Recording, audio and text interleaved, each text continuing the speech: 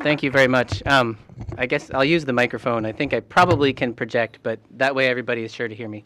And if at any point if it's checking out, then just kind of raise your hand or something so I know. So thank you very much for the introduction, and thank you all for coming. It is cold. Living in Michigan, I can actually really appreciate that. So thanks for coming out. As you heard, the title of my talk today is The Paralympic Movement, Disability and Sports in Post-War Japan. And it's combining pieces from both of those two articles that we just mentioned. So you're getting a taste of each. I highly recommend kind of reading both if you get a chance, because it's a lot more detail than I can provide here. All right, so thank you. In early 1961, a small group of Japanese advocates for the disabled began discussing the possibility of holding the 1964 Paralympic Games in Tokyo. At the time, the very notion of hosting any athletic competition for individuals with disabilities, let alone an international event of this scale, would have struck many in Japan as ludicrous. Government support and institutions promoting disability sports were lacking, and only a handful of people in Japan seemed aware that such sports existed. No Japanese athletes had ever participated in Paralympic events, and medical professionals tended to dismiss sports for the disabled as preposterous or perhaps even dangerous. It was no small achievement, then, that in November 1964, almost exactly 50 years ago, Japan became the third country and the first outside Europe to host the Paralympics. Today, with Tokyo actively preparing to host the Olympic and Paralympic Games for the second time, and they're only the second city to host the Paralympics, or the first city to host it for the second time, the situation could not be more different. Organizers can point to a history of involvement with the Paralympic movement, including leading roles in promoting disability sports in the Asian region and beyond. Japanese athletes with disabilities today compete in a range of international and domestic sporting competitions, and with a degree of popular attention that would have been unimaginable 50 years earlier. My current book project tells the story of how this dramatic transformation came about, and how the Paralympics and sports more generally have affected both perceptions of and approaches to disability in Japan. What I'd like to focus on today in this talk is the origins and impact of the 1964 Games themselves.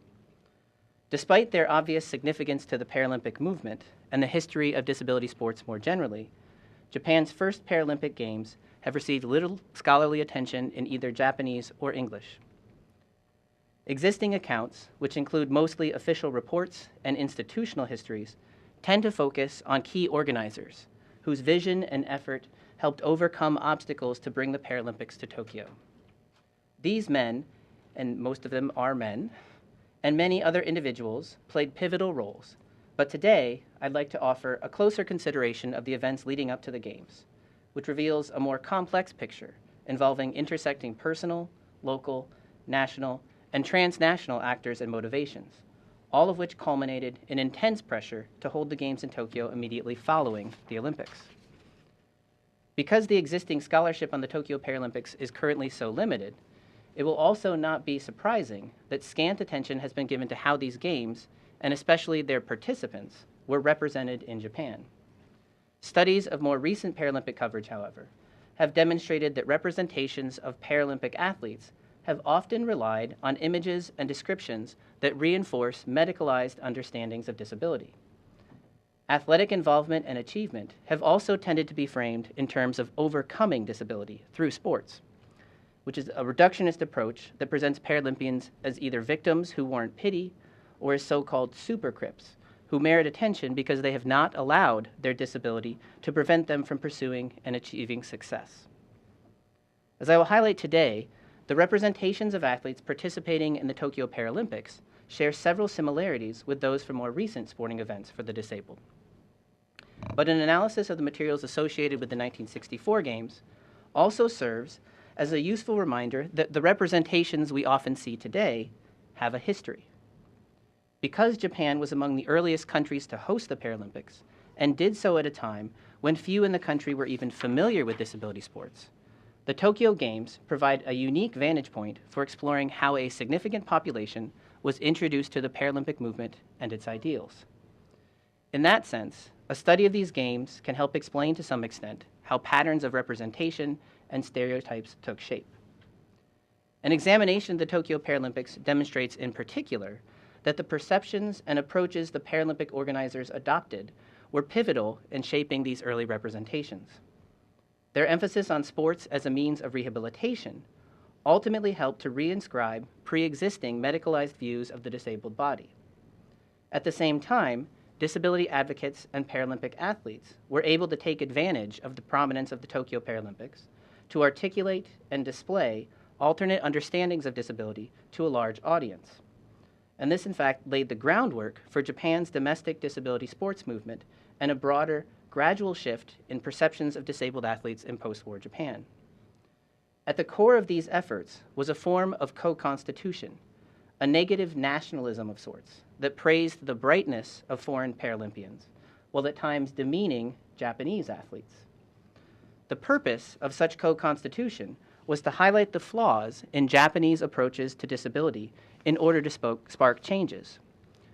Although organizers' efforts ultimately appear to have helped foster a variety of changes, they also complicate any effort to see the Tokyo Paralympics as simply a positive development for Japan's disabled population.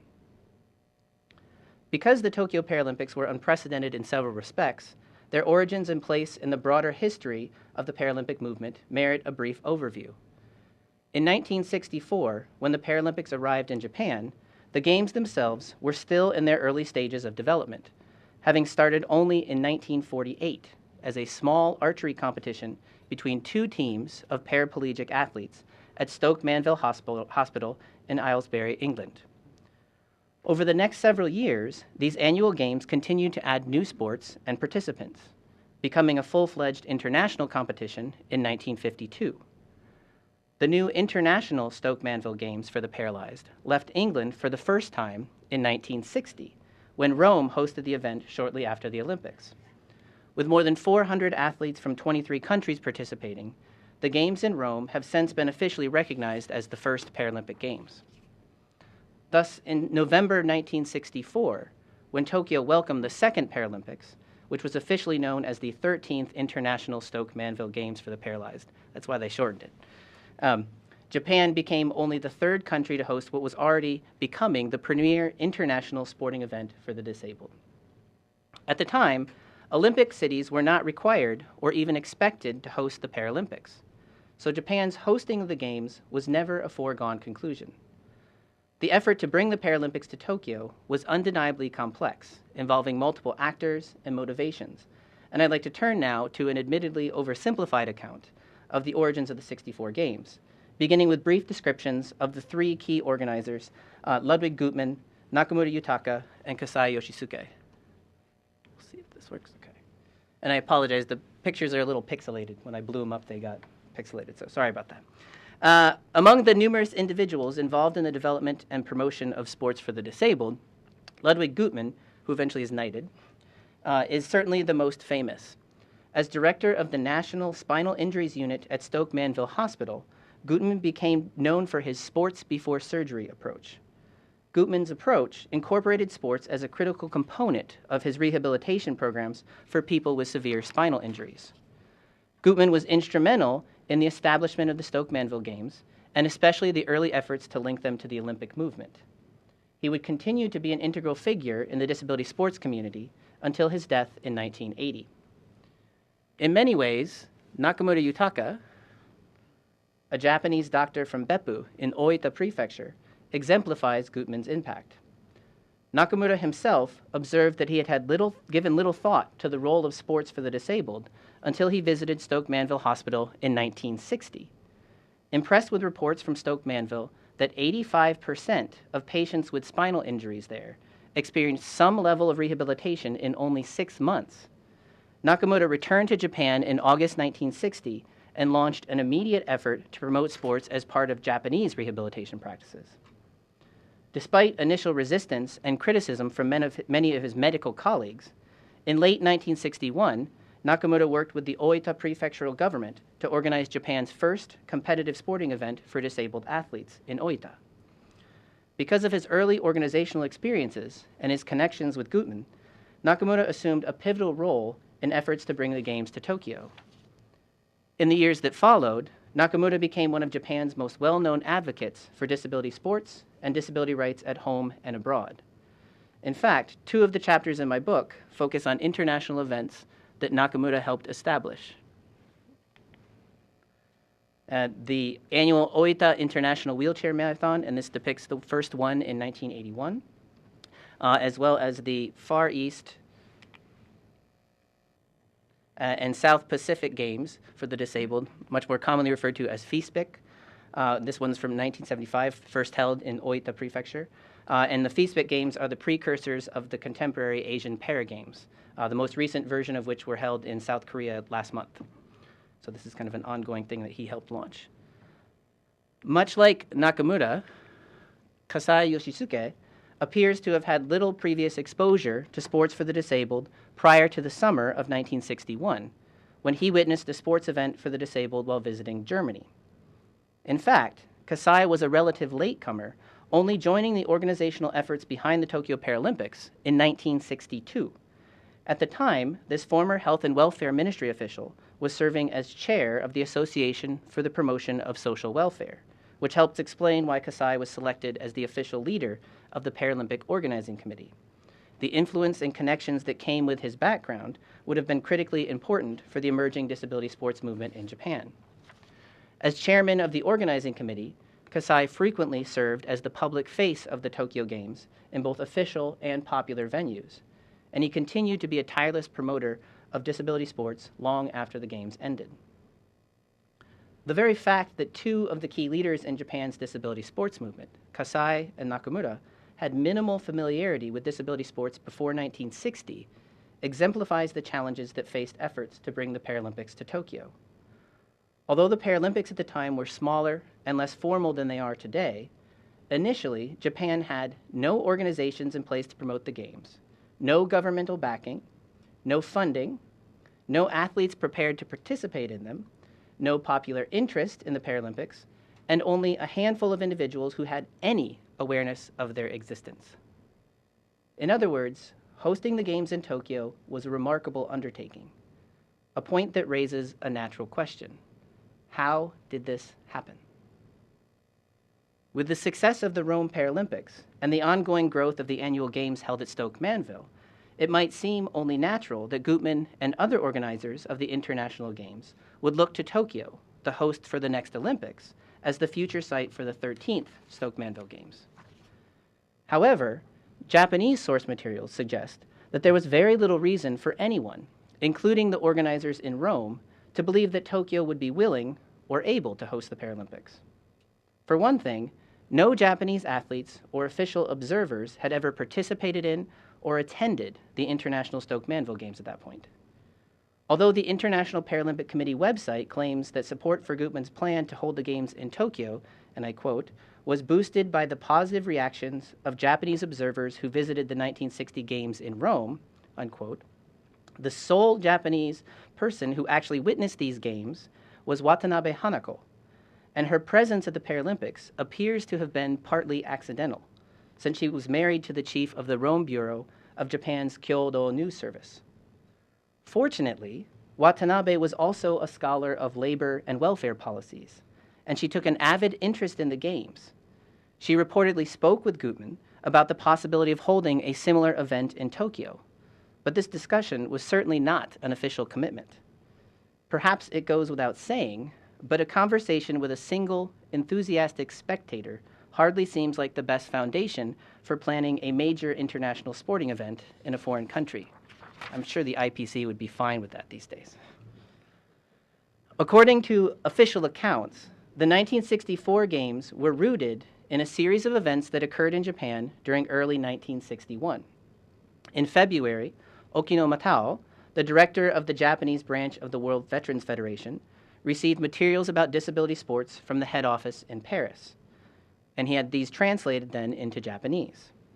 In April of 1961, at a workshop on disability rehabilitation training, Watanabe Hanako gave a presentation about her experiences at the Rome Paralympics, and Okino followed with a talk titled Elevating Sports for the Disabled in Japan. Based on references to the discussions that followed, it is clear that at least one of them raised the possibility of hosting the Stoke Manville Games in Tokyo in 1964. But there was no agreement at that point, I can assure you. Although Watanabe's name literally disappears from official accounts soon after this meeting, she undoubtedly played a pivotal role. As the sole Japanese observer of the Rome Games, her knowledge was an invaluable resource in the early planning stages, and she offered frequent comments supporting the Games in a variety of forms both before and after the Paralympics. Unfortunately, some of the earliest attempts to forge the necessary institutions for hosting the Games proved less than successful, having become bogged down in organizational meetings and bureaucratic minutiae. Just as early efforts appear to have stalled, however, a series of events reinvigorated the movement and sparked a new round of institution building. First, on October 22, 1961, Nakamura's efforts in Oita led to the hosting of Japan's first competitive sporting event for the disabled, demonstrating that, in fact, disability sports could work in Japan, despite widespread belief to the contrary. Then, beginning in March 1962, a whole series of individuals and groups outside the medical and rehabilitation fields began expressing an interest in bringing the Paralympics to Japan. These groups included the Lions Clubs of Japan, the Asahi Shimbun Social Welfare Organization, and the NHK Public Welfare Organization. After securing the blessings of the Ministry of Health and Welfare, 21 individuals formed the official preparatory committee in May of 1962, and it was soon after this point that Kasai Yoshisuke assumed his leadership role in promoting the Games. It was also under this committee that Japanese athletes participated for the very first time in the annual International Stoke Manville Games in England. Japan's first delegation to the International Stoke Manville Games attracted widespread media coverage, which often explicitly referenced the possibility of hosting a similar event for disabled athletes in Tokyo.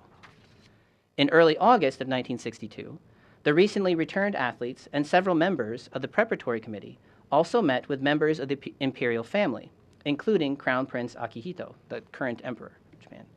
And the Crown Prince expressed his hopes that the Paralympics would be held in Tokyo 2 years later. These events in August 1962 represent a critical turning point in the effort to bring the Paralympics to Japan, especially since the Japanese athletes gained more media attention in July and August alone than the organizers had achieved in nearly 2 years. That said, the organizing committee for the Paralympic Games was only officially recognized in April 1963, and you'll remember the Paralympics were November 1964. The formal notification to the International Stoke Manville Games Committee about the Japanese intention to host the Games was sent to Gutmann in May of 1963. Those are pretty positive developments, but even at that point, the ultimate success of the Games remained uncertain, perhaps especially on the financial front. Gradually, as planning for the Games continued, the financial situation for the Paralympics stabilized. And it's worth noting in particular that well over half of the funds for the Tokyo Games came from non-governmental sources, which together with a virtual army of organizational volunteers helped make the Paralympics happen. As preparation for the Games continued, Gutmann's visit to Japan in June of 1964 spurred the final push to prepare everything from programs to transportation. With athletes scheduled to arrive on November 5, 1964, the Olympic Committee handed over control of the Olympic Village on November 1st. What that means is they had fewer than 5 frantic days and nights to construct ramps, modify bedrooms, bathrooms, and other facilities to make them wheelchair accessible. By November 7th, almost all of the foreign athletes had arrived in the Athletes' Village, which meant that the organizers had actually done it. The Paralympics had come to Tokyo. In the end, hosting the Games was a remarkable achievement for the organizers in Japan and abroad.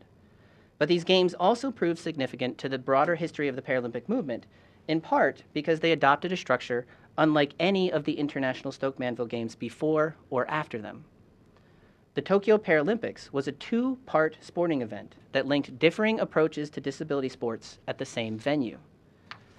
The previous Stoke Manville Games had featured only athletes with spinal injuries.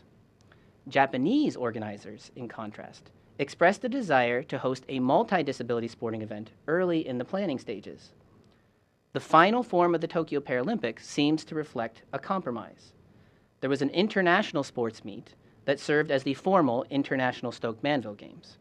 This international event was then followed by a multi-disability event officially known as the National Sports Meet, where so-called special participants from West Germany joined athletes from Japan in 2 days of competition. Even with this unusual format, the Tokyo Games marked the first attempt to offer an expanded, multi-disability approach in connection with the still emerging Paralympic movement. And it was not until 1976 that the Paralympics officially expanded to welcome athletes with a wider range of physical impairments. At the same time, excuse me, the structure of the 1964 event played a perhaps unintended role in shaping how disabled athletes were portrayed. Even though far more Japanese athletes with disabilities participated in the national sports meet, their efforts received far less attention than the more spectacular and prestigious international component. As the case of these national sports meet participants suggests, it's not enough to say that the Tokyo Paralympics shaped Japanese perceptions of disability. Understanding the impact of the Games necessitates a more careful exploration of who was being represented, who was doing the representing, and what those representations suggest about those with disabilities. And it's to that question of representation that I'd like to turn. Excuse me. The process of representing the disabled athletes in Japan began long before the crowd of 4,000 plus spectators gathered on November 8, 1964 to observe the opening ceremony, which welcomed 375 participants from 21 countries to the Tokyo Paralympics. Given the general lack of awareness about the Paralympics in Japan before this point, those seeking to bring the Games to Tokyo faced a difficult task. They had to make a case both for the importance of the 1964 Games themselves and for the need to continue developing sports for the disabled in their aftermath. Naturally, part of making the case involved educating the public about the event and its participants via the mass media. I'm not going to explore the media coverage in great detail today, but it bears noting that the Games, and the international sports meet portion in particular, generated far more Japanese media coverage than might be expected, given the state of disability sports in Japan at the time. The major urban dailies, sports newspapers, a mix of regional papers, and the NHK public television network all included some degree of coverage for the event. Arguably, it's actually more coverage for this event in 1964 than the Paralympics get in American media coverage today. I mean, just roughly comparing them. And this coverage in Japan was no accident, having been actively pursued and cultivated by Paralympic supporters. Well aware of the benefits of media attention, Paralympic organizers established a large publicity subcommittee in early 1963, which was charged with reaching out to major media outlets and local government publications throughout Japan. Leaving few potential publicity outlets uninformed, subcommittee members also provided Paralympic-related materials to hundreds of organizations, companies, and cultural groups.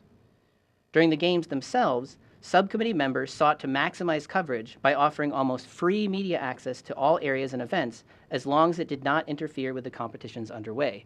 And I was just reading, the Paralympic Committee has been posting all of these flashback to 50 years ago. One of the things that they highlighted was the fact that the media actually stayed with the athletes in the Olympic Village, which is, they don't do that today. You can imagine why. But so that's kind of a remarkable thing that happened with this Games. So as the work of this publicity subcommittee suggests, Paralympic organizers did not leave media coverage to chance.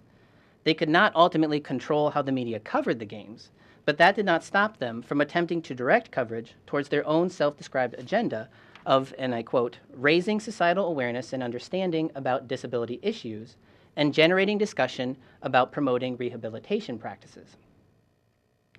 The extensive media coverage generated by the Tokyo Paralympics also serves as an important reminder that the amount of publicity can be less important than its contents. Even a cursory glance at the leading dailies in Japan reveals that the spectacular elements of their Games, their international nature, the ceremonies, and especially the involvement of the imperial family, generated far more attention than the athletes' achievements or the broader social issues that organizers hoped the Games would address. Reflecting a pattern that can still be seen in many Japanese newspapers today, most of the coverage appeared not in the sports section, but on the society pages, often next to cases of crime or illness in Japan. While such media coverage and patterns are critically important, the combination of behind-the-scenes publicity work and the media prominence of figures such as Kasai Yoshisuke and Nakamura Yutaka also highlights the need for us to understand how the organizers were conceptualizing and talking about the games and their participants. Turning to the organizing committee's official report on the Tokyo Paralympic Games, for example, one of its striking aspects is the relative absence of those with disabilities. To be sure, general references to the physically disabled or to forms or indicators of disability abound. However, the 271-page report incorporates the words of only 2 Japanese athletes and a formal statement from the British team. And that's actually, all that together is less than a page. In the section explaining key events prior to the Games, the reference to Japanese athletes participating in the International Stoke-Manville Games for the first time in 1962 provides no information on the athletes' names, their sports, or their results. But it does include specifics on how their trip was financed and quotations describing the responses from the Crown Prince and the Prime Minister once the athletes returned home. The detailed documentation of meeting schedules and commentary from various section heads or volunteers that makes up the vast majority of the official report could easily be dismissed as a unique characteristic of this particular genre. But I would also suggest that it reflects the general approaches and attitudes of the organizers. These games were being organized for, not by, individuals with disabilities.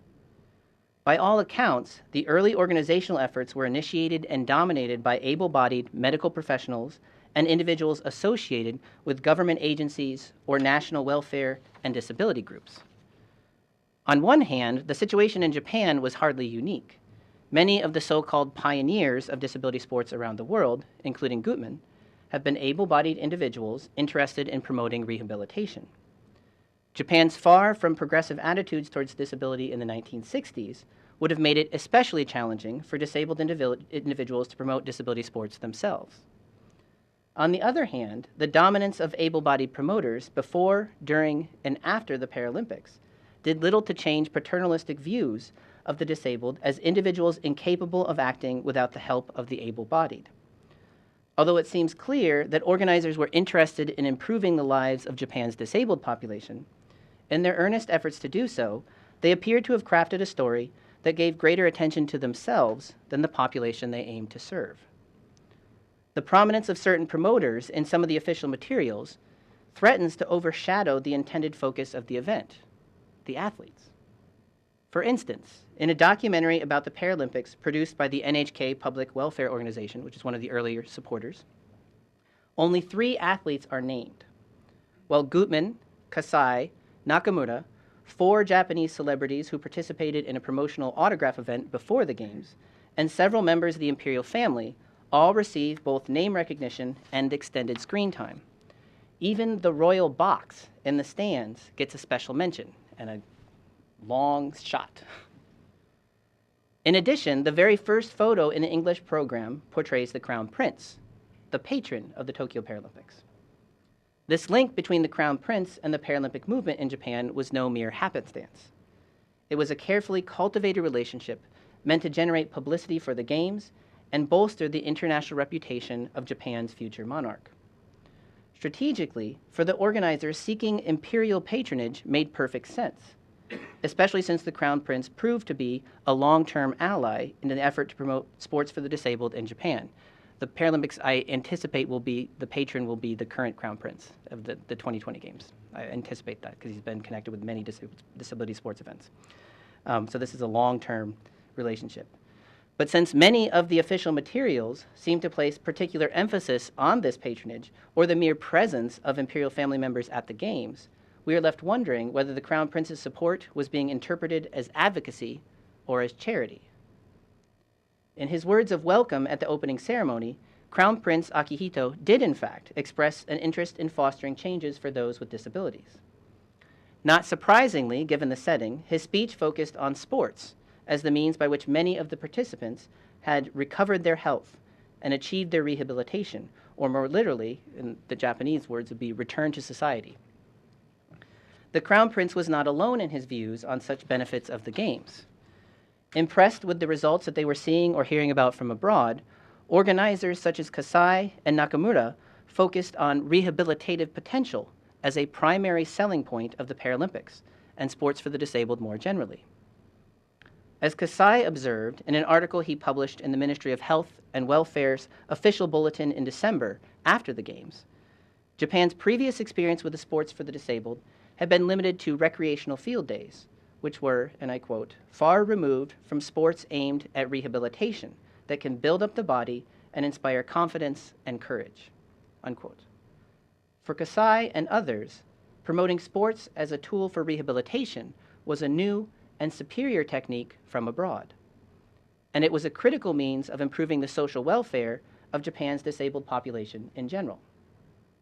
Watanabe Hanako, who, as you'll remember, was among the earliest promoters of the Tokyo Paralympics, echoed these ideas in a post-Paralympic article for the weekly newsletter of the Japan Labor Study Group.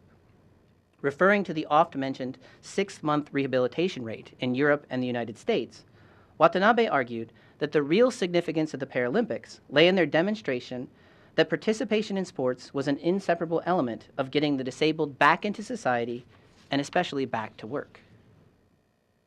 Advocates like Watanabe and Kasai acknowledged that changes were necessary in Japanese society to allow individuals with disabilities to pursue sports. But it's not difficult to see how their effort to sell the Games, and especially their overwhelming and internationally rooted emphasis on sports as the primary means of rehabilitation, could lead to the notion that all disabled individuals could overcome their physical impairments if they were only willing to work for it. In other words, official organizational approaches played a key role in the emergence of a version of the super crip stereotype. Organizers' focus on rehabilitation also tended to reinforce pre-existing medicalized views of the disabled. Among the various official materials, the NHK Public Welfare Organization documentary offers some of the most concrete examples of this tendency.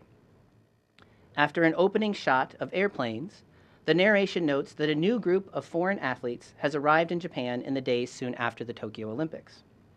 The voiceover for the film then explains the origins of the name Paralympics, para from paraplegia, and Olympics from Olympics, which is not actually how they define it today. The definition has changed. The narrator then reveals that the intended purpose of the Games is, without a doubt, first and foremost, a form of rehabilitation for the physically disabled.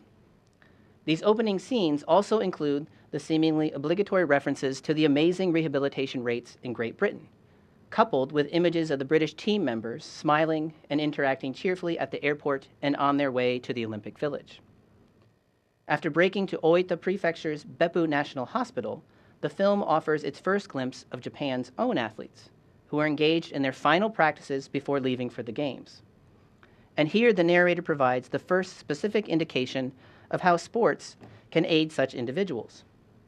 In contrast to most of the foreign athletes who have returned to work, the documentary points out that all of the Japanese participants are coming from hospitals or other healthcare facilities. And then it proceeds to explain that for the Japanese athletes shown on screen, I quote, practicing with their impaired bodies is certainly not easy.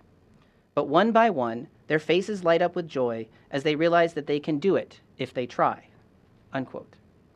In the next scene, depicting the arrival of the Japanese team members in Tokyo, the narrator once again offers a statement on sports' transformational impact on Japan's disabled athletes, noting, and here again a quote, only a year ago, some among them were bedridden, and some had withdrawn into themselves because of the loneliness of their isolation from society. Ranging in age from 20 to 46, they have learned sports, and it is only through sports that they have become so bright, unquote. Eventually, the documentary turns to the Games themselves, including several minutes of footage dedicated to displays of wheelchair races, field events, ping pong, and several other sports. With each new sport, the narrator provides a brief explanation of how wheelchair-bound athletes perform it. Each of these mini lessons invariably includes detailed descriptions of the specific physiological improvements the sports are intended to promote and the skills that athletes can gain by performing them. As the athletes on screen race, throw, swim, shoot, swing, lift, win, and lose, observers are reminded over and over that this athletic event is really a form of treatment and recovery. Taking into account the socio-historical context where disability sports promoters in Japan needed to convince many doubtful colleagues in the medical and social welfare fields that such sports were safe, beneficial, and internationally sanctioned, the medicalized approach and rhetoric in the film are understandable and undoubtedly helped foster improvements in the lives of many Japanese living with disabilities.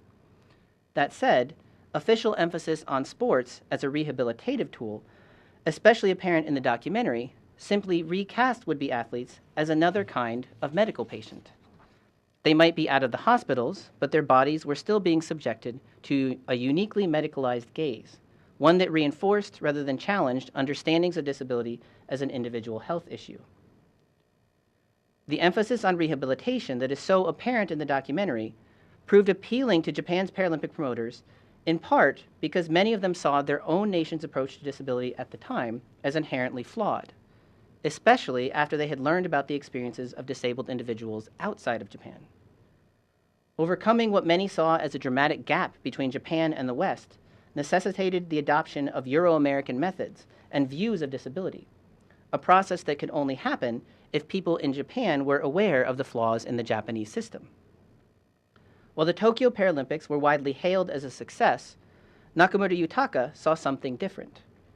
As he put it, the foreign athletes were strong, and this is a quote from him, and their complexions were bright. But the Japanese athletes were weak, with dull complexions. There was more to this contrast than a difference between those actively involved in sports and those not.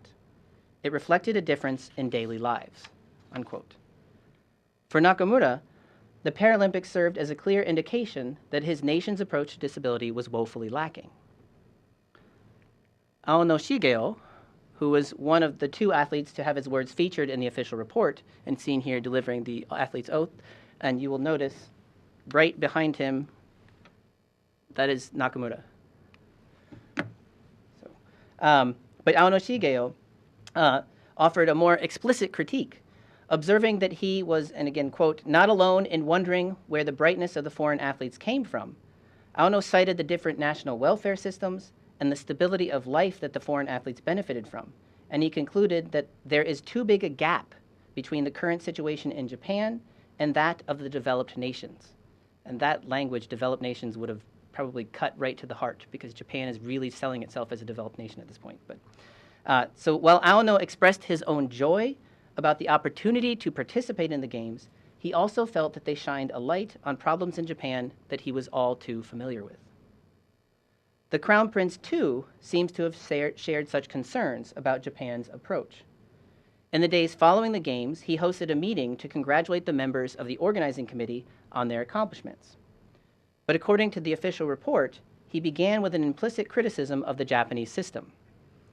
I quote, "Watching the recent Paralympics, I noticed that the foreign athletes were much brighter and had better bodies.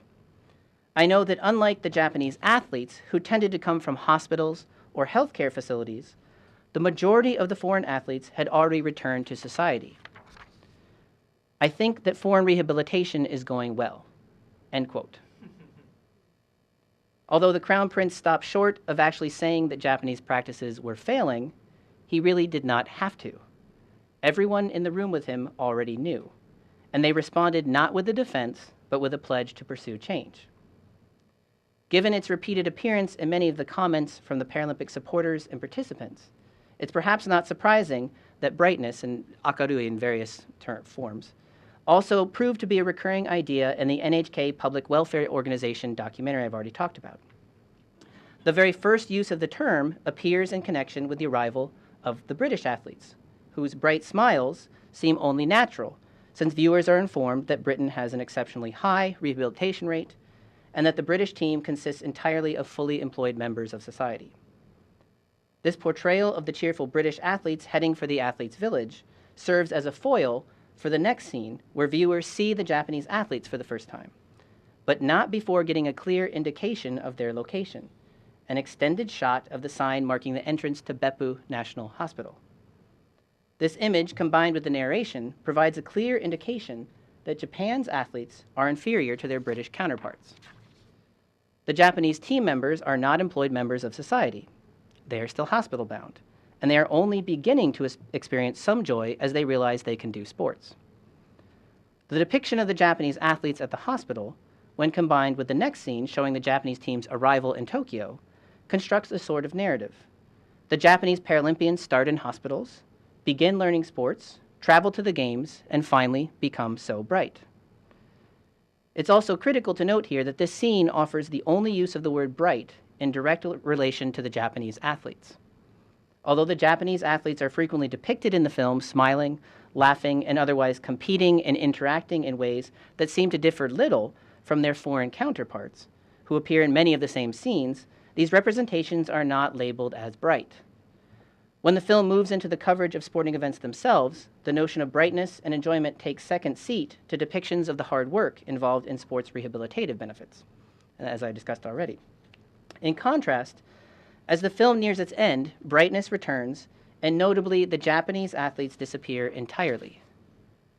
Following a group identified only as foreign athletes on a trip to the Japanese department store, the film shows these athletes, most of whom are being pushed by members of Japan's self-defense forces, cheerfully interacting with shop clerks, tossing balls, trying on caps, and making purchases, activities that seem to reflect the narrator's observation that, and I quote, "No matter where they go, their brightness is unwavering," unquote. The final moments of the film, which depict the foreign athletes making their way to the airport and boarding their planes, exude a sense of appreciation to the foreign athletes for showing Japan the potential outcomes of rehabilitation. And the film ends with a call to pursue brightness in Japan. And the quote here, "Even though the games have ended and the athletes have left Japan and returned home, for us, we cannot allow the Paralympics to end. When each and every disabled person in Japan bears a bright smile like those of the foreign athletes, only then can we say for the first time that the true Paralympics has begun." Unquote.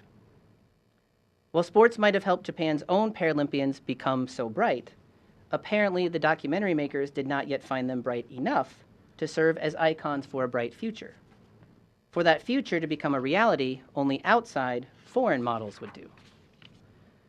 Given the state of disability sports in Japan before the Paralympics, the comparisons between Japanese and foreign athletes employed in the documentary and in other official sources seem both understandable and strategically advantageous. For one thing, there almost certainly were very real differences between some of the Japanese athletes and their foreign counterparts, especially those coming from countries with more established programs for disability sports. And you can just look at the medal table and you can see that difference. Furthermore, even with a highly medicalized approach, the Tokyo Games did demonstrate to a wide audience that the disabled, including those in Japan, were more than patients stuck in hospitals. They could be athletes living, working, and playing on their own. The 1964 Paralympics and the differences they made apparent also served as an unprecedented means of raising popular and official awareness, as exemplified by the extensive media coverage they generated and the ongoing promotion of disability sports in their aftermath. The Games brought attention to the current status of Japan's largely overlooked disabled population and raised the possibility of providing new methods for helping them to succeed. In that sense, organizers would have been foolish to miss the opportunity to seek change. At the same time, it's not hard to see the repeated juxtaposition of bright foreign athletes with the Japanese as a negative and stereotypical representation. On the foreign side, these comparisons gloss over the stark differences in approaches to disability among the various countries represented at the Games. And it also ignores the self-selected nature of the athletes who chose to compete in Tokyo. Those who decided to make the trip to Japan were probably less representative of the disabled populations in their home countries than many of the comparisons seem to suggest. Such comparisons also rely, to a great extent, on the omission of details and depictions of the Japanese athletes. We are never told if any of the Japanese athletes took advantage of their time in Tokyo to do some sightseeing, or whether they too were given a regular assistance from an army of volunteers, which would have made it much easier and enjoyable to navigate the far from barrier-free environment in Japan. The national meet component of the Games, which featured many more Japanese athletes than the International Stoke Manville Games, also remained strikingly absent from such comparisons, precisely because it did not involve large numbers of foreign athletes. When no one sees you, it will be hard for people to know whether you are bright or not. Based on what we see from official materials, few, if any, of the Japanese athletes measure up to any of the foreigners. And if Japanese athletes could not measure up, what might that suggest about other individuals with disabilities in Japan? Perhaps the most problematic aspect of these comparisons, then, is the suggestion that a relatively small, probably unrepresentative, and inaccurately depicted group should become the measure of success for Japan's disabled population as a whole. Even though promoters were clearly interested in using these comparisons to press for societal, governmental, and medical changes, they simultaneously seem to have produced a dark image of people with disabilities in Japan and set a standard that would have made it difficult, if not impossible, for many in Japan to overcome that image. In a sense, then, what we need to realize is that hosting and promoting large-scale sporting events for athletes with disabilities does not necessarily translate to improvement, despite a widespread tendency to treat events like the Paralympics as prime examples of the positive role that sports play in society. At a time when scholars, activists, and even the United Nations are actively promoting what's referred to as sports for development in countries around the world, it's critical to understand the benefits, challenges, and unforeseen consequences of earlier and ongoing efforts to use sports to promote change. In many ways, the introduction and diffusion of disability sports in Japan can be seen as a success story. But it is a complicated success that merits careful and critical examination, perhaps all the more so as Japan prepares to host the Paralympics again.